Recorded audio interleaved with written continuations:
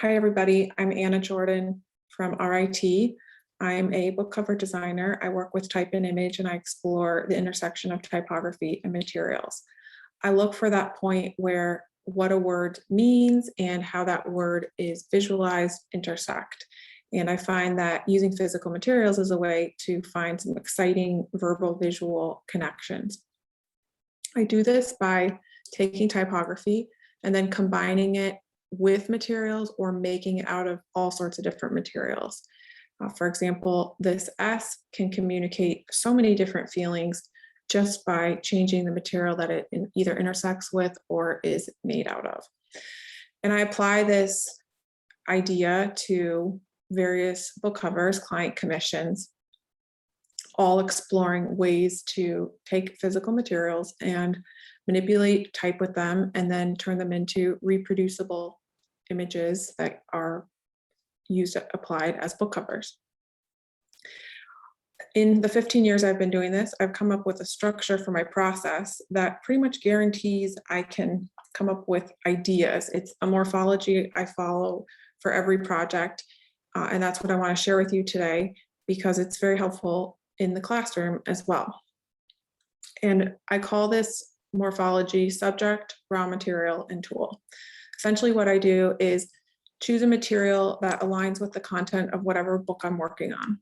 And then I take that material and I look at it through three different perspectives. First as a subject, then as a raw material, then as a tool. And I use this as a framework to come up with all sorts of ideas for how I can take that material and use it to make images that combine with typography. By subject, I mean taking essentially a portrait of the material.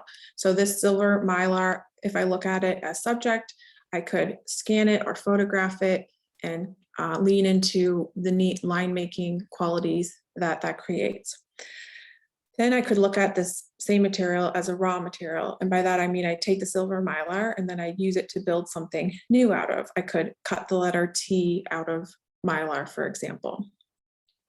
And then once I've exhausted both of those avenues, I will come up with how many ideas can I think of to use mylar as a tool. Here, mylar is used as a tool to reflect the type of that laser print. And then with the addition of some digital manipulation, all of these ideas can be further expanded.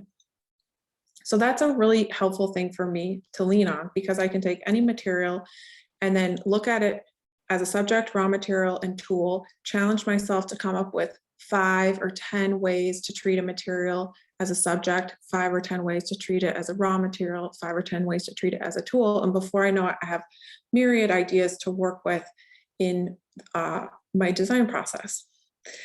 I do this all the time. Here's an example of using paper as subject.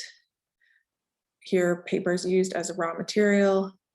And here, paper is used as a tool to manipulate type with. And I found that this is really a helpful process to apply in my teaching. I've used this with both undergraduates and graduate students, and it helps them come up with new ideas for image making. So here's how I use it in the classroom. First, I identify content. It could be a single letter, it could be an applied piece of graphic design like a poster, book cover, whatever, or the students could choose their content. It could be, it's very flexible. And then I have the students think about what kind of physical materials could align with this content. For example, if the book is about all sorts of different perspectives, maybe lenses would be a great material. Or if it's about identity, maybe hair would be a great material. Or the material could be totally arbitrary and purposely not align with the content. So in that case, I'll assign a material or have students pick a material randomly from a list. And then their job is take this process, subject, raw material, tool, apply it to their material and lean on it as a structure for ideation and image making. And my students have used all sorts of crazy materials to do this. You name it. It has led to some really inventive typography. It gets them outside of the computer. It gets them to think about design as a physical process of construction. It asks them to combine analog and digital tools. And it has led to some exciting applied pieces of design. Certainly led to a lot of cool experimental stuff like this, but it can be taken and used to design posters or books or whatever the course calls for. So it's just a fun way to get students thinking about working outside of the computer, using their hands, and a way to generate new ideas for image making that explore the intersection of typography and materials. So that's my process: subject, raw material, and tool. And I look forward to watching everybody else's presentation. Thank you so much.